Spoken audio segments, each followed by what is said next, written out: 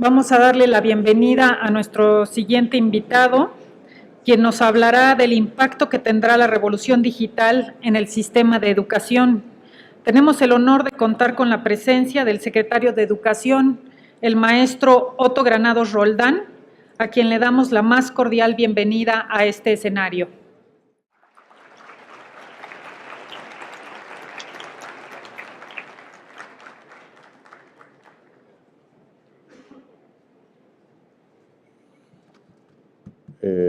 Muy buenos días a todas y todos ustedes. Podemos empezar ya, ¿verdad?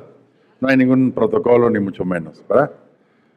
Bueno, en primer lugar quisiera agradecerle muy sinceramente a Luis Durán su invitación para participar en este seminario de reflexión sobre uno de los temas centrales en este momento. Y he preparado una presentación que trataré de desahogar en más o menos unos 35 minutos. Le pedí previamente autorización a Luis de que me diera 5 minutos más. Accedió básicamente porque soy el secretario de Educación, no por ninguna otra razón. Así que voy a tratar de ser lo más ágil que sea posible, tratando además de hacerle caso al consejo que me daba mi maestra de sexto de primaria, que cuando empezaba yo a hablar en público siempre me recordaba, me decía: acuérdate de 3 consejos muy importantes cuando hables en público. Primero, párate bien para que te vean. Segundo, habla claro para que te entiendan. Y tercero, cállate pronto para que te aplaudan. Entonces voy a tratar de hacerle caso. Aquí tenemos... bueno, quisiera empezar por decir que hay quizás algunas señales que debieran preocuparnos en el sentido de que estamos observando disfunciones, asimetrías entre el modelo, digamos, tradicional que tenemos de educación superior en México y lo que está ocurriendo en el mundo de la economía y en el mundo del empleo. Entonces, voy a dividir mi presentación en 3 partes. La primera de ellas, que intenta repasar muy rápidamente 6 o 7 tendencias de carácter global que están ocurriendo y que necesariamente están ocurriendo en el caso de México. Segundo, discutir un poco hacia dónde se está moviendo un poco la composición, el atlas productivo y económico de nuestro país. Y tercero, preguntarnos o hacernos algunas preguntas un poco para la reflexión, tratando de decir aquí, y ese sería mi mensaje central, la pertinencia y yo diría la urgencia de que en los próximos años podamos tener en México una discusión amplia, seria, rigurosa y franca sobre cuál es el futuro de la educación superior en nuestro país en los próximos 20 o 25 años. Partamos de...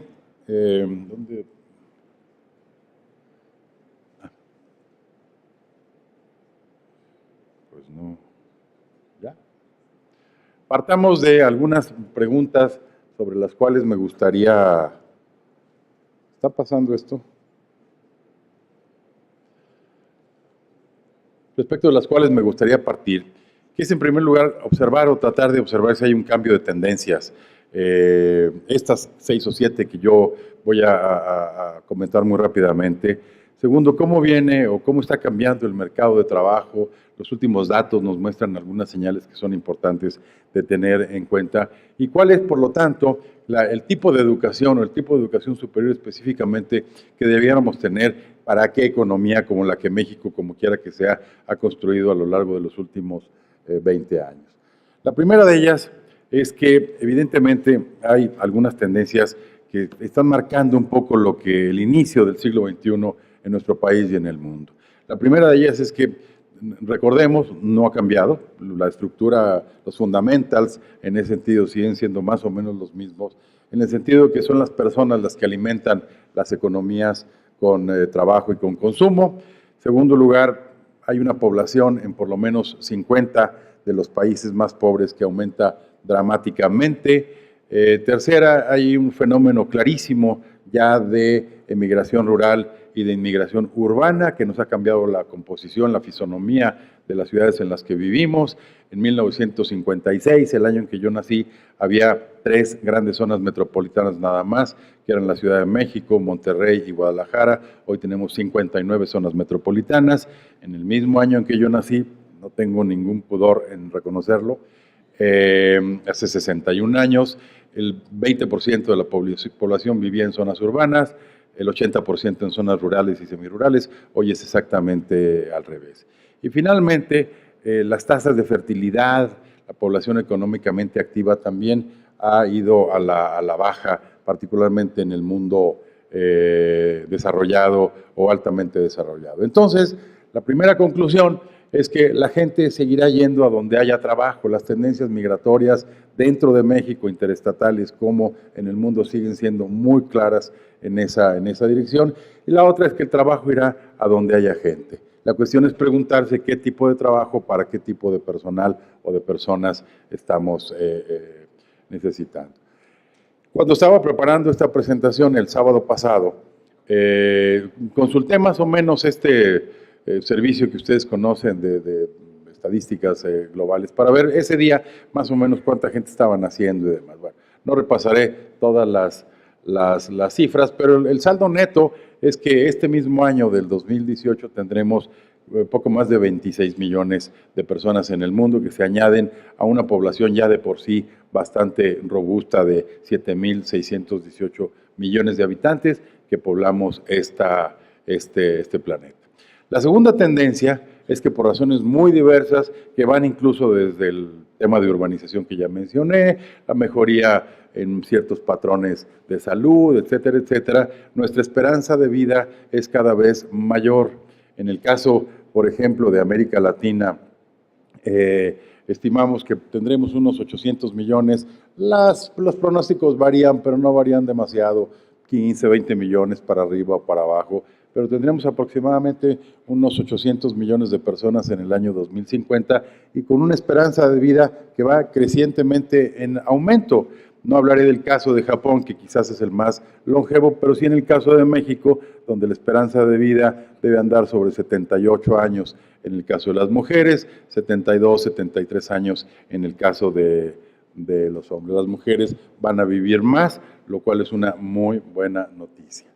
La tercera tendencia importante es que también las clases medias están creciendo en prácticamente todo el mundo y particularmente en el mundo occidental, incluido el caso de México.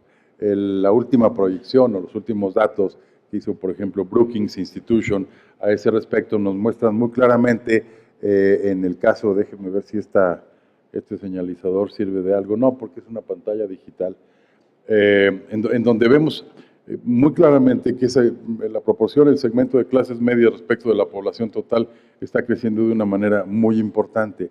Y eso es un buen dato, es un buen fenómeno, pero también es verdad que es un elemento de presión en muchos sentidos, en el consumo. Una de las características casi inmediatas o la más inmediata cuando hay un crecimiento de clases medias, pues es evidentemente la mayor capacidad de consumo, mayor poder adquisitivo y por lo tanto la posibilidad de que haya mayor demanda por educación a niveles más altos que los que teníamos hace 30, 40 o 50 años. El crecimiento, por ejemplo, de las instituciones de educación superior en nuestro país ha sido muy veloz en los últimos, particularmente de finales de los años 70 para acá, y eso, entre otras cosas, también nos muestra un mayor poder de consumo en esas clases medias. Una cuarta importante es una mayor incorporación a la educación terciaria, derivada en buena medida de lo anterior, y es un fenómeno que está ocurriendo prácticamente en todo el mundo. Vean ustedes, por ejemplo, en el caso de América Latina y el Caribe, la barra verde, hay una pendiente muy consistente de incremento de la población a la educación terciaria, que entre otras cosas también nos va a plantear ciertas preguntas para el futuro de si el modelo que conocemos más o menos tradicional va a seguir así por las próximas 2 o 3 décadas o si hay algunas tendencias que lo están modificando y que podrían modificar eventualmente la tendencia más o menos exponencial al crecimiento de la matrícula en la educación superior. Una quinta tendencia importante es esta revolución del conocimiento. La producción global de conocimiento se calcula que se duplica enteramente pues, en máximo 5 años o menos, lo que quiere decir que si nosotros de pronto tuviéramos una esperanza de vida, no sé, ya de 110, 120, 130 años, no nos alcanzaría simple y sencillamente para darnos cuenta, para enterarnos de todo el conocimiento que se produce en el mundo. Cada año se están publicando aproximadamente 2,000 nuevos teoremas matemáticos, hay 225,000 artículos en publicaciones especializadas en ingeniería que, comillas, aportan o dicen aportar conocimiento, lo cual también, no lo voy a discutir aquí porque es un tema distinto, ha creado otros incentivos, eventualmente negativos, para ciertos modelos o ciertos componentes de la política mexicana en ciencia y tecnología, como el caso, por ejemplo, de la integración del Sistema Nacional de Investigadores. Existen nada más en matemáticas unas 1,000 revistas especializadas y arbitradas, y así sucesivamente, los contenidos por internet, etcétera, y tendremos tan pronto como dentro de 2 o 3 años, aproximadamente 5,700 millones de usuarios de celulares en el mundo. La sexta es algo que ya no debiéramos ni siquiera de mencionar, pero lo hago un poco para ordenar esta primera parte de mi presentación, que es la revolución digital. Es decir, el costo de una PC hoy es probablemente, la potencia de una PC es hoy probablemente 100 millones de veces más poderosa que hace 50 años. Cuando empezó el proyecto de Internet como un proyecto del Departamento de Defensa en los Estados Unidos, la primera computadora que se ensambló para ese proyecto era una sola y estaba alojada probablemente en un cuarto de unos 100 metros cuadrados. Era una sola. Bueno, eso es simplemente ya ni siquiera la prehistoria, es la arqueología en ese sentido. Tan pronto como dentro de 2 o 3 años, un solo computador va a ser tan potente como todos los que hoy existen en Silicon Valley. Los costos del hardware han bajado enormemente. Vean ustedes en cualquiera de las tiendas de artículos de oficina que hay en la Ciudad de México. Ya prácticamente el 40% de los países de la OCDE usan las tecnologías digitales de la información y la comunicación en materia educativa. Un tema distinto es si eso está teniendo un impacto eficiente y positivo sobre los logros de aprendizaje. Es un tema por separado, y los usuarios de Internet y de redes sociales han crecido también bárbaramente. Las últimas cifras, y ya no tiene ni siquiera sentido detenerse en ellas porque está cambiando prácticamente cada día, pues nos hablan de 4,000 millones de usuarios de Internet, de casi 3,200 usuarios de distintas redes sociales, lo cual explica o sugiere otro tipo de explicaciones que pertenecen más al campo de la psiquiatría o de la esquizofrenia colectiva que al campo de esta parte de la educación. Y una séptima, por lo tanto, es que la combinación de todo esto está haciendo que gradualmente, unos más rápidamente que otros, todos los países, o dicho de manera más precisa, todas las economías van transitando hacia economías basadas en el conocimiento. Uno de los últimos reportes de la OCDE nos dice que 8 de cada 10 nuevos empleos se están generando en campos que tienen un componente de innovación o de mediano y alto valor agregado, digamos, importante, en sectores como, por ejemplo, la tecnología manufacturera, finanzas, desarrollo urbano, que ya mencioné, biotecnología, robótica, servicios, etcétera, etcétera. No me detendré en los temas de robótica, inteligencia artificial, porque habrá otros que lo hagan muchísimo mejor que yo, pero es un fenómeno que ahí está también y que induce un poco a nuevos ingredientes en la composición, en la estructura económica que tenemos en nuestro país.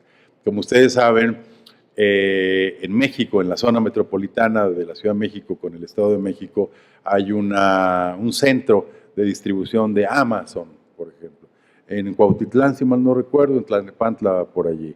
Se estima que ese centro de distribución, que probablemente tenga 2 o 3 hectáreas, almacena casi ya 1 millón de productos. Desde una navaja de rasurar hasta lo clásico, libros, etcétera, etcétera, etcétera. Y el componente de robotización en ese sentido es cada vez mayor. Esta mañana me fui muy temprano a dar el banderazo de salida de los nuevos libros de texto que, como consecuencia de la reforma, deberán estar en las escuelas en el mes, finales del mes de julio, principios del mes de agosto. Que, por cierto, es un esfuerzo muy importante. México, el Estado mexicano es, digamos, verdaderamente sorprendente en el esfuerzo que ha hecho desde los años 60 produciendo estos libros de texto. Bueno, este año vamos a repartir 195 millones de ejemplares de libros de texto para 27 millones de alumnos en todo el país. Aún en las escuelas más chiquititas, las de 12, 14 alumnos, los centritos CONAF, etcétera, etcétera, que están en el último rincón del último municipio del país, van a llegar esos libros de texto. Es un solo producto, en gran cantidad, es una bodega de 2 hectáreas, de 20,000 metros cuadrados, en donde están ahorita 30 o 31 millones de libros que empezaron a salir hoy para el resto de la República. Es un solo producto, pero distintos libros. Bueno, evidentemente los procesos de robotización serán ahí inevitables, porque entonces entra los aparatos estos, los montacargas, que recogen un poco los pallets, o como se llaman, donde están los libros, llevan a los camiones y se van. Es un proceso en el cual en este momento deben trabajar 100, 120 personas y probablemente la tendencia sea a recolocar a este tipo de personal porque será mucho más sencillo hacerlo a través de un sistema prácticamente robotizado, un código de barras. Estos son los libros de primero, de secundaria en español, que van para tal o cual estado y listo, se depositan en el camión y salen a su destino. Bueno, este tipo de áreas son las que están ahora generando, digamos, los empleos, incluso de mayor nivel de remuneración, como se ha probado en distintas partes del mundo. Fíjense en este ejemplo, porque es un termómetro, creo yo, muy sensible. ¿Hacia dónde está yendo la inversión de capital? Digamos, los grandes colocadores de fondos de inversión, ¿dónde están poniendo la plata? ¿En qué sectores específicamente? Si ustedes ven, si suman dos, el de software, por ejemplo, y el de biotecnología, estamos hablando que de cada 50 centavos de dólar, 30, 47, 53, casi 54 de ellos van solamente a dos sectores de alto o altísimo valor agregado, software y biotecnología. Incluso está pasando en medios y entretenimiento. Como ustedes saben, el tiempo que la humanidad dedica ahora al ocio es mucho mayor que el que dedicaba hace 70 o 80 años. Cuando decimos o escuchamos a nuestros padres o abuelos decir que antes trabajaban mucho, es relativamente cierto.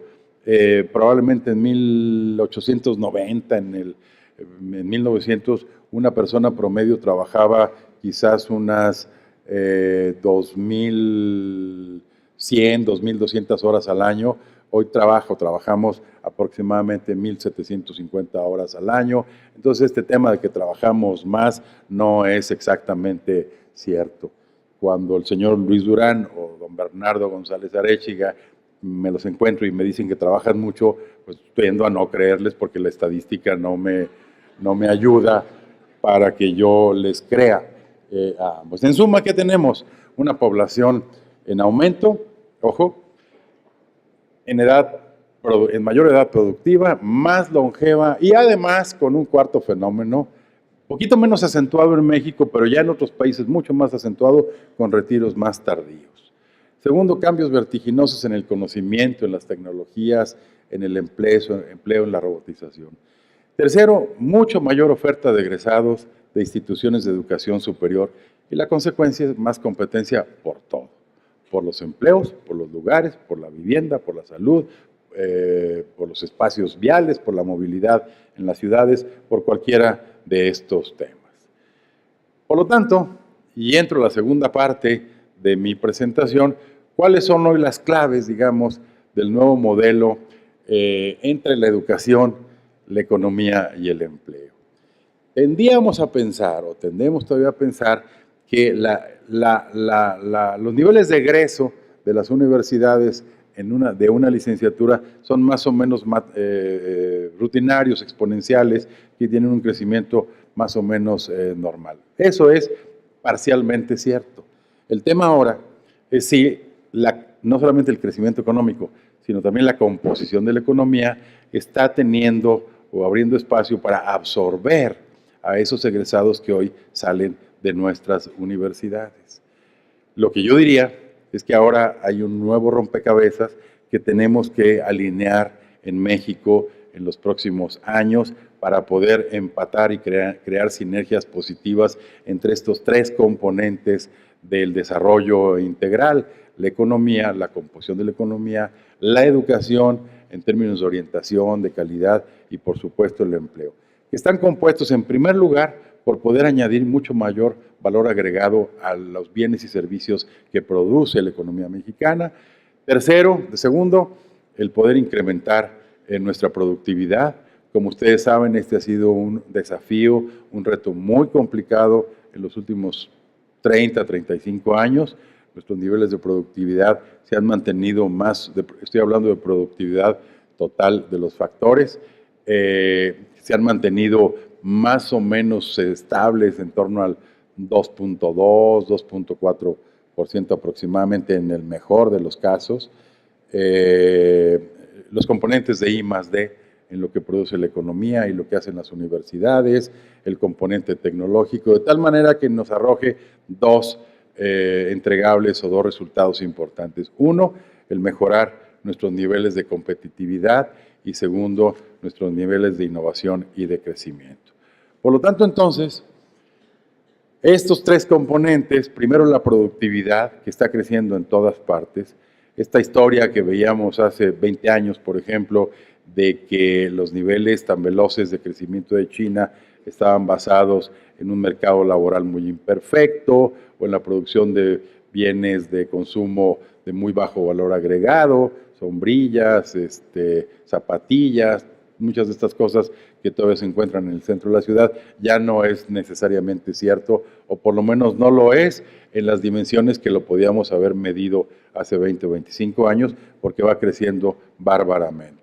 Y eso afecta a ciertos sectores en los cuales algunos estados mexicanos eran más o menos competitivos. Y lo que ha pasado aquí, ha pasado allá también. Les menciono un caso nada más, el sector textil, confección y vestido, que fue un sector importante, digamos, en estados como Tlaxcala, hace 30 años, como Puebla o como Aguascalientes.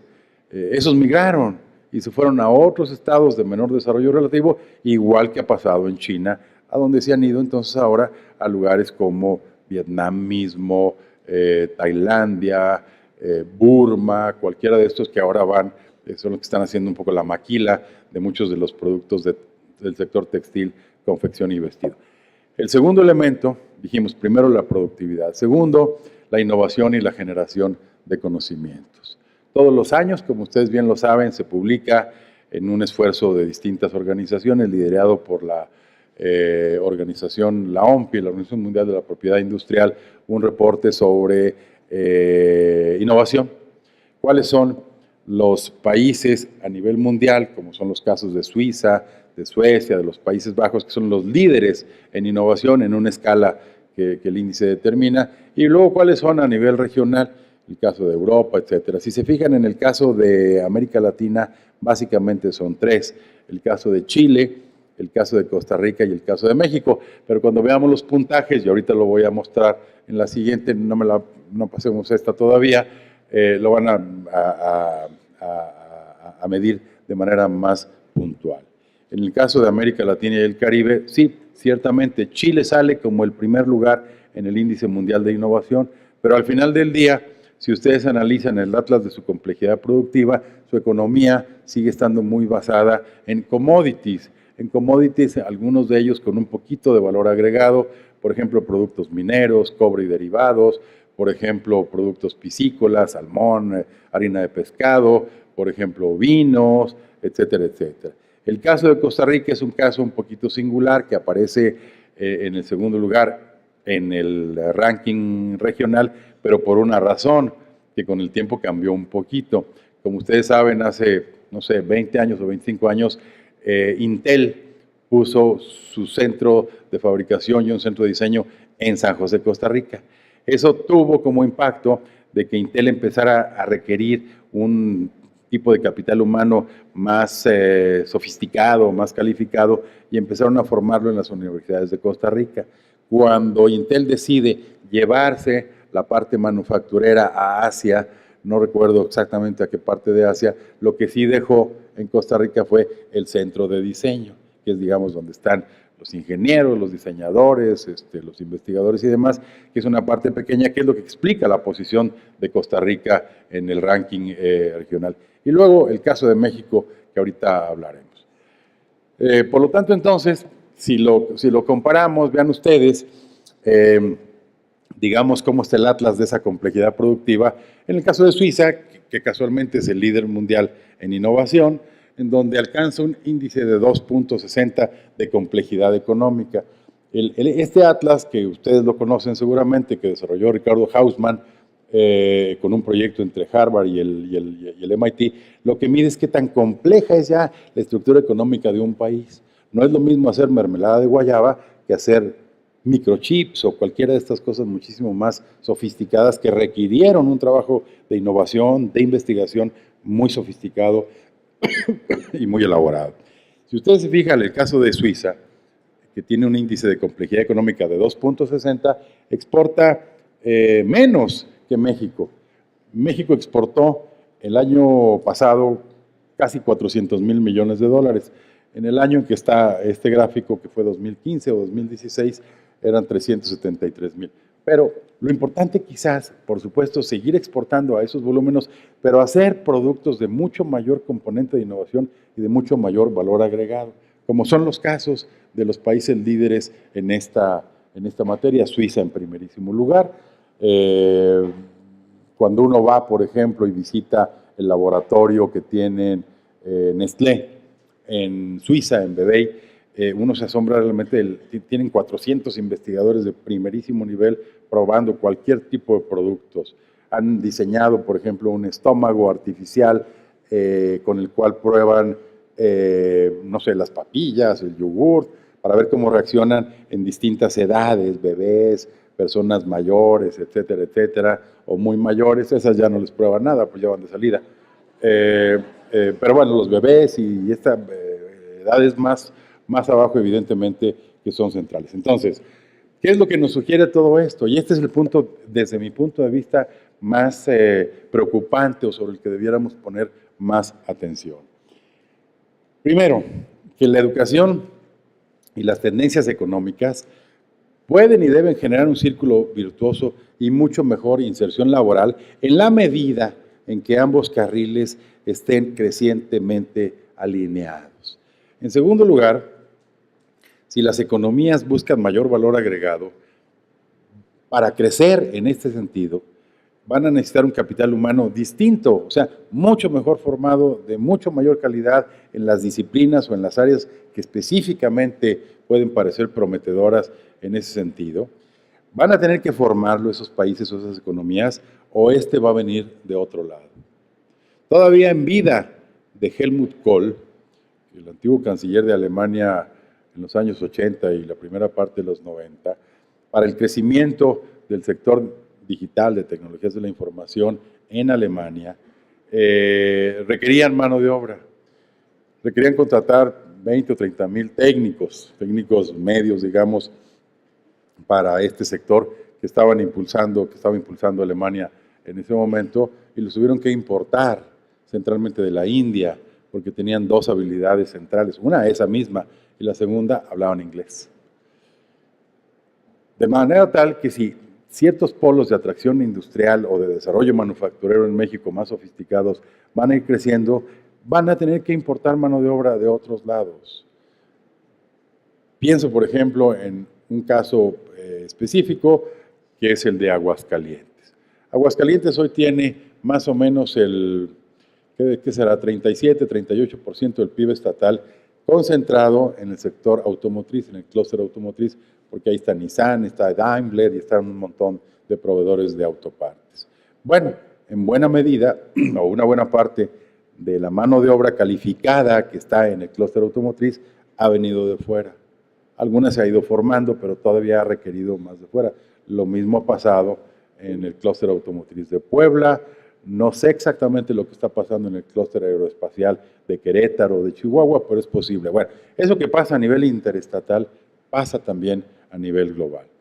Si no ocurre, esa economía se va a ir a otro lado, donde encuentre esa mano de obra calificada o altamente calificada que satisfaga sus necesidades en un proceso industrial. En suma, la conclusión es que el modelo educativo que tenemos deberá innovarse, deberá sufrir una verdadera reingeniería para irse alineando hacia un modelo económico en donde México, como quiera que sea, va transitando. Ya mencioné, ya dije que el año pasado México exportó más o menos 400,000 millones de dólares. Es una cifra importante. La buena noticia en ese sentido es que un porcentaje muy elevado de esas exportaciones ya empiezan a ser de mediano valor agregado, un poquitín de alto valor agregado, cosa que no ocurría hace 25 años, digamos, antes de 1994, con la entrada en vigor del Tratado de Libre Comercio. Por lo tanto, las claves en el nuevo mercado laboral que se percibe, que se atisba un poco en el horizonte, van a ser las personas que a partir de conocimiento, de tecnología y de innovación generen pues, valor y crecimiento para nuestra economía. Y esa es la pregunta crítica. ¿Estamos preparados como país o concretamente está preparado el Sistema Nacional de Educación Superior mexicano para atender retos y desafíos de esta manera? La respuesta es que no. En primer lugar, ¿qué tenemos? Una asimetría de oferta y demanda. Por razones muy diversas, aspiracionales, de mayor gasto de las familias en la educación, muchas razones que no viene al caso de detallar. La matrícula de educación superior se ha duplicado prácticamente cada 10 años. En 1959 teníamos 30,000 estudiantes. En 2017 prácticamente 4 millones de estudiantes hay ya en la educación superior, de los cuales más o menos un tercio en instituciones privadas. Hoy hay cerca de 4,000 instituciones, tanto públicas como privadas. En 1959 teníamos 157 nada más y tenemos solamente 2 universidades en el top, en uno de los rankings que fue el que elegí a nivel mundial. ¿Por qué se dio un fenómeno de crecimiento así un poquito, digo yo, desequilibrado de la oferta y la demanda? Por razones muy diversas, sobre todo a partir de los años 70, cuando México salía un poco del trauma del movimiento del 68, el gobierno empezó a estimular la apertura de nuevas universidades públicas en prácticamente todo el país. Segundo, con la expansión de las clases medias y el incremento del gasto familiar en educación, la encuesta nacional de ingreso-gasto de los hogares que hace el INEGI identificó que hace, por decir, 15 años, las familias gastaban el 2% de su egreso en educación. Hoy es prácticamente el 12%. Lo que quiere decir que, por un lado, la expansión de clases medias, por otro lado, un mayor gasto, ha estimulado también la oferta de lugares y de instituciones en esta materia. Tercer fenómeno preocupante y más reciente es que los niveles de empleabilidad y de salarios ya no son lo que eran antes. La última encuesta del INEGI del año pasado nos muestra que el 47% de las personas desocupadas que miden en la ENOE, la Encuesta Nacional de Ocupación y Empleo del INEGI, tenían algún grado de estudios medio superior o superior y los retornos han caído. En cuarto lugar, aunque no es un examen, digamos, obligatorio, no todas las instituciones lo hacen, pero el promedio anda entre 45 y 50% de egresados que hacen el EGEL que parece no contar con el saber básico de su profesión y eso los pone en desventaja. Aquí en la UVM sí lo hacen y el porcentaje es mayor que este promedio, lo cual muestra que están saliendo bien preparados, creo yo. Y finalmente, veámoslo con otra métrica, cuántas patentes o solicitudes producimos en el mundo de la educación superior y particularmente en el posgrado en México. Bueno, pues en 2015, de 16,503, ¿me la regresan por favor?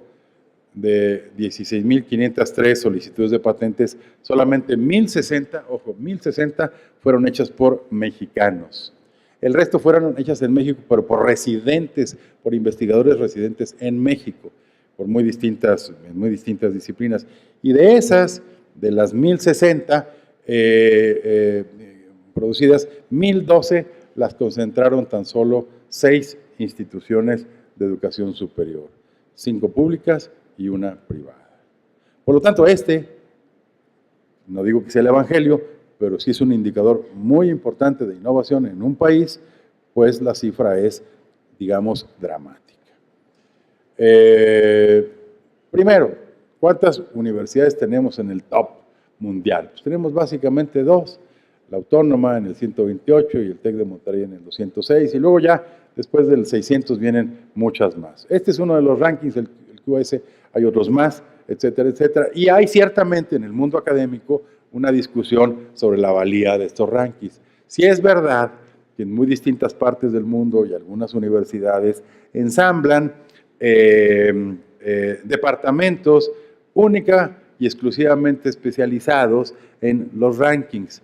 Entonces se dedican únicamente a eso. O bien le ponen el acento, por ejemplo, si el ranking X o Z lo que mide son artículos científicos publicados en journals arbitrados, pues entonces se estimula un poco la publicación de artículos.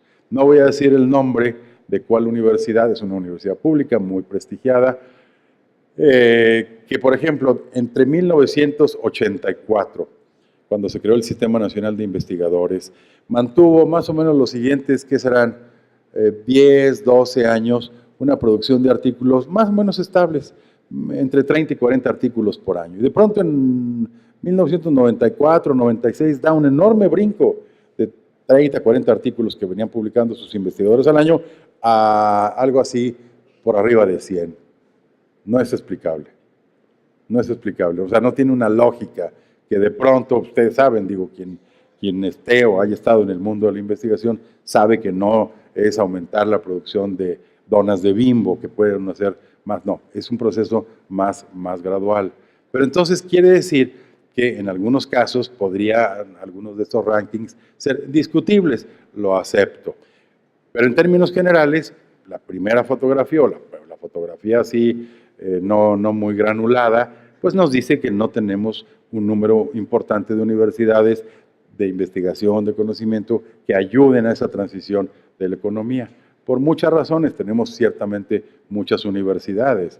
Si nosotros tenemos 4,000, piensen en el caso, por ejemplo, de España. España tiene 85 universidades, 60 y tantas públicas y el resto privadas. Alemania debe tener como 80 o 90 universidades, de las cuales 17 son en estudios teológicos, 10 muy especializadas en temas de arte, cultura, este tipo de cosas.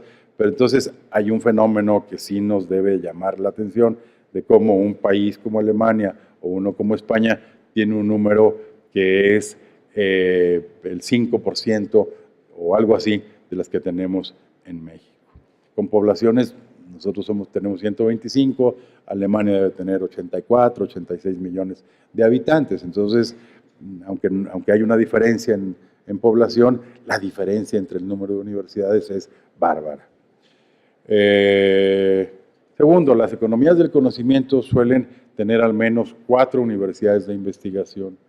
En el caso de América Latina, México tiene 2, Brasil tiene 2, Chile tiene 2, Colombia 1 y Argentina 1. En otros países, pues obviamente el número es muchísimo mayor, pero fíjense en los países más pequeños que tienen más que el caso de México. Quizás un poco uno de los más notables, el caso de Israel. Varios de ustedes conocerán el libro de 2 investigadores que se llama Israel Startup Nation, algo así que es muy interesante de cómo Israel, un país geográficamente con 8 millones de habitantes, no sé, 10 millones de habitantes, pues ha tenido un despegue justamente en temas de innovación y de conocimiento muy importante. Y tercero, los retornos a la educación en México han caído. En un trabajo muy reciente de Santiago Levy y otros autores que apareció en Brookings, en el boletín que hace Brookings Institution, nos muestra, por ejemplo, que en 1996 las tasas de retorno de un egresado de la educación superior eran, digamos, más elevadas en términos de la primaria incompleta, y cómo la distancia, tanto absoluta como relativa, ha venido bajando para quienes egresan de la educación superior. ¿Qué quiere decir? Que la simple obtención del título o del grado ya no es una garantía automática, sino que ahora va a depender de en qué disciplina, con qué desempeño, de qué calidad y de qué institución, como para poder tener tasas de retorno pues un poco más elevadas. El problema aquí es doble: por una parte del modelo de la educación superior, pero también por otra de la estructura de la economía, que quizás no esté creando suficientemente el número de puestos de trabajo de estas características que requeriría una demanda como la que tenemos en el caso de México. Y las otras 4 razones, que ya no me explayaré demasiado, ya se me acabó el tiempo, es que también algo nos dice que el financiamiento de la educación superior, en este caso la pública, se ha vuelto francamente insostenible e inequitativo. No voy a entrar en mucho detalle, sería una discusión que nos llevaría todo el día, pero el modelo que hemos construido nos muestra que como país debemos hacer una reingeniería en la inversión que hacemos en la educación. Si ustedes ven, por ejemplo, un gráfico que a veces suelo yo compartir de cómo distribuimos en la Secretaría de Educación Pública el presupuesto por niveles educativos, o sea, básica, media superior y superior, es totalmente asimétrico. El gasto por alumno en educación superior es infinitamente más alto que en la educación básica, cuando que toda la literatura, toda la evidencia y esto que le llaman la ecuación de Heckman nos muestra que las más altas tasas de retorno a la inversión en educación están en el nivel de la educación básica. O sea, lo que tendríamos que hacer es tomar recursos de lo que se les da a las universidades públicas para invertirlo en educación inicial, en educación preescolar, en educación secundaria, etcétera, porque ahí está el arranque y las semillas más importantes pues para el éxito en las siguientes trayectorias formativas del niño.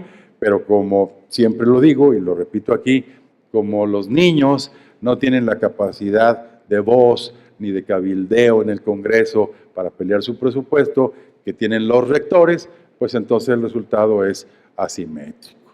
Tercero, como ya dije, esa tensión creciente entre producir títulos y producir conocimientos.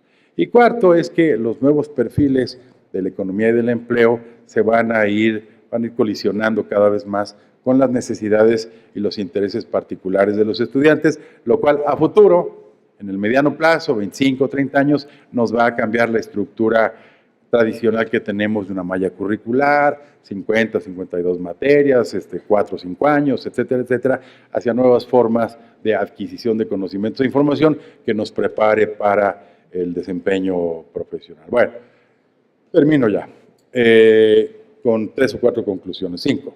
Primero, que el crecimiento sostenido de la economía y del ingreso van a depender o estarán centralmente dependientes del grado en que aumentemos valor, competitividad y productividad total en la economía mexicana. Segundo, que este crecimiento, si logramos empujarlo hacia allá, va a impulsar la transición hacia una economía basada en innovación y en conocimiento. Tercero, para pasar a ese nivel y aún con las tendencias a la robotización, etcétera, el desarrollo de talento va a ser el factor crítico en calidad, en orientación, en dirección. Cuarto, construir, ensamblar ese círculo virtuoso va a depender de modernizar el modelo educativo y adaptarlo a las nuevas condiciones de la economía. Y ahí es donde yo creo que es verdaderamente urgente una discusión para que en los próximos años, al menos los próximos 2 gobiernos puedan hacer un cambio de fondo en el modelo de la educación superior, partiendo de que necesitamos diseñar y formular una nueva agenda para la educación superior en nuestro país. Bueno, mil gracias a todos.